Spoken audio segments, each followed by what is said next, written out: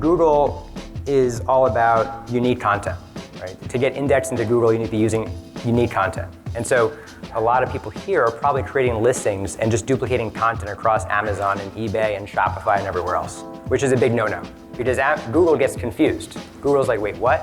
Why am I seeing duplicate content? It shouldn't be this way. So I encourage every seller out there right now, if you do have a multi-marketplace strategy, to create unique content across every single channel.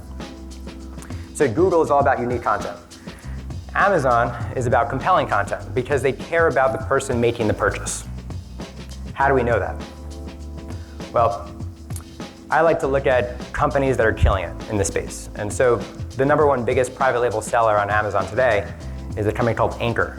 I like to learn from people that are doing great. Anchor is one of those people. And they have a huge amount of best-selling products across Amazon. In fact, I think the most out of any private label I've seen. And they have also Amazon Choice. So Amazon has a separate incorporation. It's called A9. And it's incorporated in Palo Alto. And essentially, it's really just a watchdog. They're watching everything that's happening on their page. And it's actually patented. So they've patented their search and how they actually, how the searches are converting into conversions.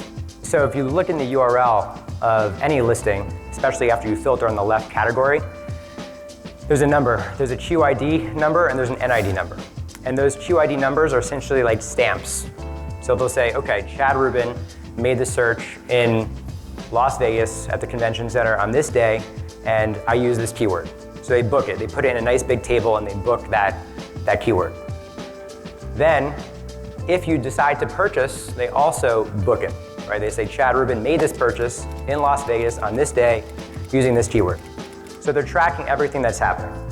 And I think it's a really special part of what Amazon's built because Google actually is just doing cost per click still, which is from 20 years ago, and Amazon's actually taking a percentage of the sale.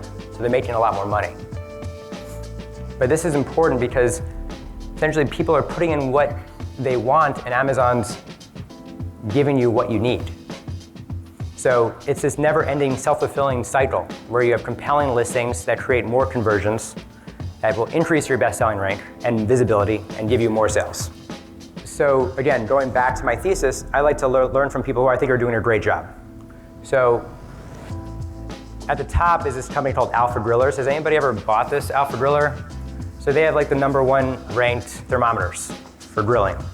And so I think that they have a great title that forces you to make the conversion. Like they're not just saying, hey, this is what we do. They're saying why you should buy it, right? It's ultra fast. It's a digital cooking tool. It comes with a temperature chart. They're not just keyword stuffing. I think it's keyword dense. On top of that, Anchor I think does a great job as well, right? Very, very robust listing titles that are not stuffing, but keyword dense. They're optimizing for both Amazon, but also for the consumer to actually make the purchase. Because again, all Amazon cares about is if the person converts. That's how they make money. If the person just lands on your page, they don't care. So I do keyword research using some other tools, I think different from what Amazon sellers are using today. I use something called Moz, and M-O-Z, Moz, it's a Google tool, and it'll essentially give you rankings of what people are searching on Google. So it gives me keyword ideas. And I use Review Meta, which was responsible for everyone, for Amazon, getting rid of reviews, incentivized reviews. So Review Meta came out with this like YouTube video of how like all these reviews were fake. But I still use Review Meta because you can put in somebody's ASIN and you can see all the repeated phrases in the listing. And conversion is just as important as the clicks. The last piece is the fact that I go into all the other listings that are out there and I look at the negative reviews in listings. Nobody wants to read a good review, right? When I go to Amazon, I go to the 1-star reviews and I read them right away when I buy a product. And I do the same thing for my competitors' products and I take all the negative reviews and I convert them into positives on my page. I literally address them up front and that helps with conversion tremendously because I've done the research for them.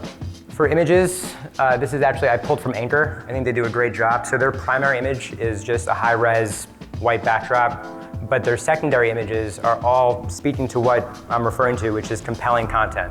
And I'm not a big fan of reading, and so people like to just get the visual impact right away, and then that helps with the conversion. So Anchor, light and compact. Charge faster, save time.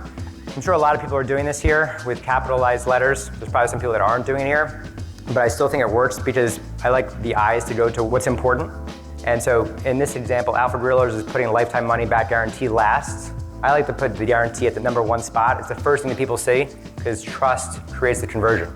But this is just an example that they use, and it's so easy to use, no more spoiled milk, right? Beautifully packaged. It's just, that's where my eye goes. I don't read the rest. The rest of the text is really just for Amazon. It's not for the human. So we do a lot with promos, and I've been trying to figure out like frequently bought together, how people get frequently bought together. So there's 2 ways that I'm seeing that people are doing it right now. One is that you have a promo code where you say, if you buy this item, you can get this item.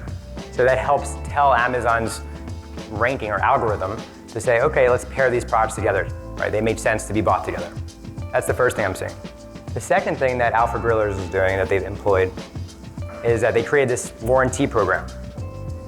It used to be the discount club, right? When we were allowed to do incentivized reviews. So they would get someone to buy their Alfred Grillers temperature thermometer. And then what would they do next? Well, they would say, okay, we have a special deal happening on Amazon. Here's our new spatula for the grill, or the scrubber for the grill. And when Amazon sees that that person also bought that, they pair it together and bingo, bango, bongo.